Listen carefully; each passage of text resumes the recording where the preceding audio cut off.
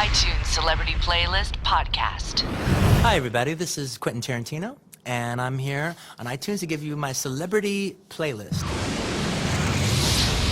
So when I was deciding what to do for this, like a lot of us right now, I've been in a big Michael Jackson mood. For the last 3 or 4 days, I've been listening a lot to the Jacksons. Not so much the Jackson 5, not so much Michael Jackson, but the Jacksons albums, the albums that they did for CBS, Epic Records. And so I started going through all those songs, trying to make a cool playlist of Michael Jackson songs that aren't always heard. I'm gonna give you some nice picks to go for on the Jackson stuff, which is doesn't get enough attention as far as I'm concerned. So, starting it off, one of the best albums that Michael Jackson ever did was the Jacksons Live album, which is done right after Off the Wall. And the Jacksons Live album was done in conjunction with their Triumph album. And I would recommend everybody to just buy that whole album. It's a fantastic album. It's one of the best live albums you're ever going to hear. And the Jacksons are fantastic together. I mean, it's a drag that Jermaine isn't there. I'm a huge Jermaine fan. All right, so it's a drag that Jermaine ain't with them. And in fact, if you guys didn't know, what the deal was is when they left Motown as the Jackson 5 to go over to CBS as the Jacksons, Berry Gordy said they couldn't use the Jackson 5 name and they couldn't use the logo. Also, Jermaine stayed at Motown, which was very controversial at the time, but he was actually married to Berry Gordy's daughter. And so Jermaine stayed, and Randy took his place. Randy Jackson took his place. So that's the only drag about the Jackson songs, is there's no Jermaine there, and I'm a huge Jermaine fan. But, having said that, the Jacksons Live album is fantastic, and is as close to an off-the-wall live album as there is, because it does a lot of the Jackson songs, and it does a lot of the off-the-wall songs, but done with the Jacksons doing harmony behind them. So, like I said, I would recommend you just get the whole album. But if you were gonna pick and choose, you wanna get 4 tracks in a row, because you wanna get their medley, which is fantastic. But you don't wanna just get the medley. You need to get the track before it, which is the dialogue that leads into the medley. If you've listened to enough of their concert stuff, which there's a few of them out there, there's a little routine that they did a lot, and it's best amplified in this album, which is basically the Jacksons and the audience want to do a medley, and Michael is coy. And he doesn't want to do it. He's precocious, and he doesn't want to do it. So the brothers are talking him into do it. No, I don't want to do it. The fans, come on, do it. No, I don't want to do it. Okay, maybe I'll do it. So the medley is I Want You Back, ABC, and The Love You Save. Then it goes right into I'll Be There. So you want to get I'll Be There, which ends in a wild scat version of I'll Be There, which, without breaking stride at all, goes right into Rock With You. And those 4 tracks together are amazing. Like I said, you should get the whole damn album. All right, but if you're gonna just pick and choose, get those 4. Right? So going back to the Jacksons Live album, if you're cherry picking, you have to get Michael's version on that of Ben. Absolutely fantastic. Wonderful. And again, you're hearing Michael sing it with his off-the-wall voice. Now, I love the original version of Ben, but I'm assuming you probably already have that. All right, so, but to hear Michael sing it with his off-the-wall version, and even him talking a little bit about it as it begins, is fantastic.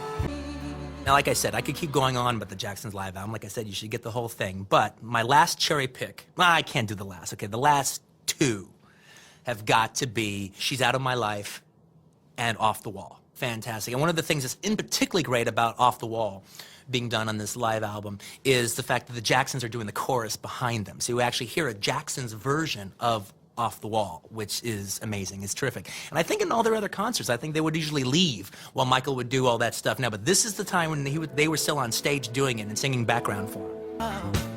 Now, going through the other Jacksons catalog, cherry picking songs to make a neat little playlist that maybe you haven't heard a zillion times. Their second album that they did as the Jacksons was an album called Going Places. Now, I'm not really a big fan of the first 2 albums that they did. I thought they were pretty innocuous, actually. But the title track for Going Places is a lot of fun because it actually sounds like the theme to a movie.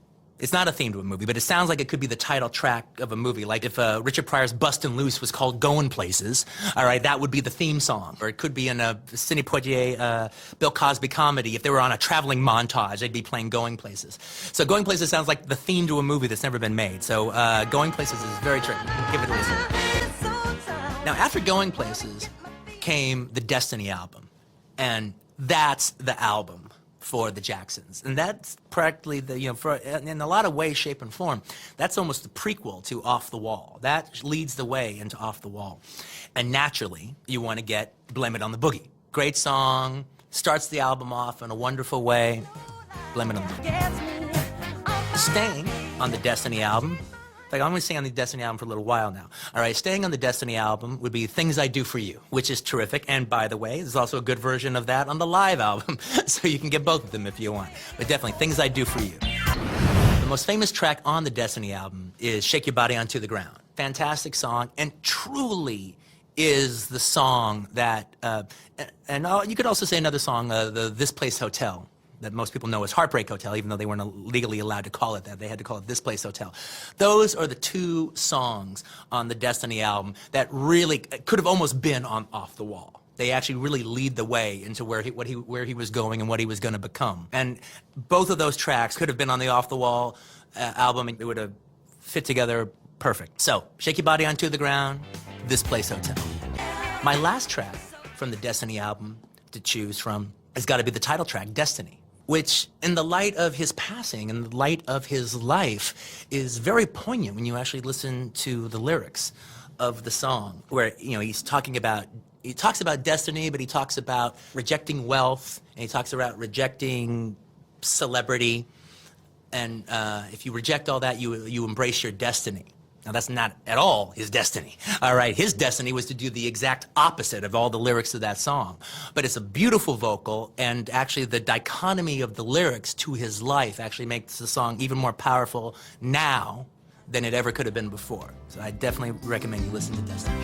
I'm gonna go back just a little bit from the Jacksons to a little bit of the Jackson 5 for the simple fact that I'm such a Jermaine fan that I cannot do a Jackson's list and not include a couple Jermaine tracks, all right?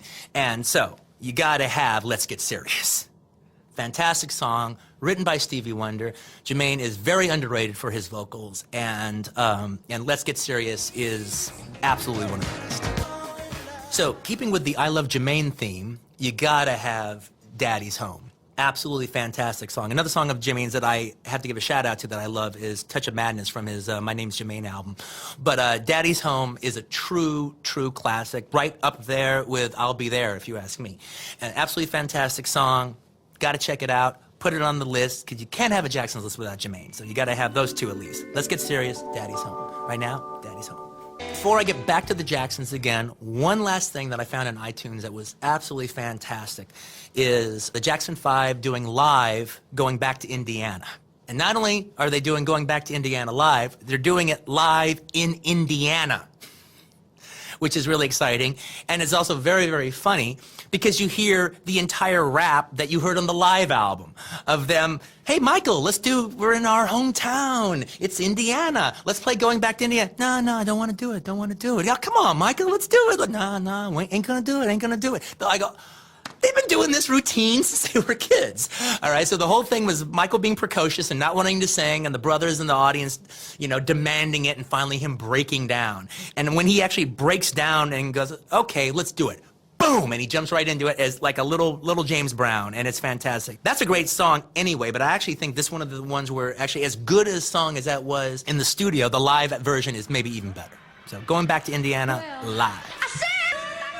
Now, going back to the Jacksons, to the Triumph album, which I don't love that album, even though it was like their biggest album as the Jacksons. The only song on Triumph that I really, really like a lot is Walk Right Now. Walk Right Now is terrific. I think that is the cherry to be picked from Triumph. Even though I would imagine on their stage show, it was probably good to hear them do the Can You Feel It, which ain't that great of a song, but introducing them all on stage and all this stuff blowing up would actually be a lot of fun to watch. All right, but as far as actually just a track to play, Walk Right Now is definitely my choice from the Triumph album. So Walk Right Now. And now that brings us to Victory, their much maligned last album, which actually is maligned unjustly, if you ask me. It's kind of their Let It Be in a little ways, because not only is it their last album, the brothers all kind of took turns producing and choosing cuts of their own. And some of them are pretty good. And I actually like the Victory album much more than Triumph, to tell you the truth. Now, the one that's so great in the Victory album is Torture. And again, it's great because now finally Jermaine is back with them again. And you get to have Michael and Jermaine do a duet together, which is just fantastic. And that's torture. I'm Quentin Tarantino. We're coming back. And to continue on the Victory tip, the most unsung song on Victory, if you ask me, is Marlon's song, Wait. Actually, might even be almost my favorite track on Victory. And it's Marlon's song all the way. It's a great jam. It's a lot of fun. It's terrific. If I do anything and I get Wait out there, on your playlist, I'm happy about that. Marlon Jackson, Wait. And the last song on my playlist is also from the Victory album, is the duet that Michael does with Mick Jagger, State of Shock, which is a fun song. It's a lot of fun. But not only that, I don't know about anybody else, I hated all those Paul McCartney songs he did, all right? And in particular, I hated The Doggone Girl Is Mine, all right, which oddly enough was the first single from Thriller. Now, State of Shock should have been on Thriller. State of Shock works. State of Shock is interesting. That's good, all right?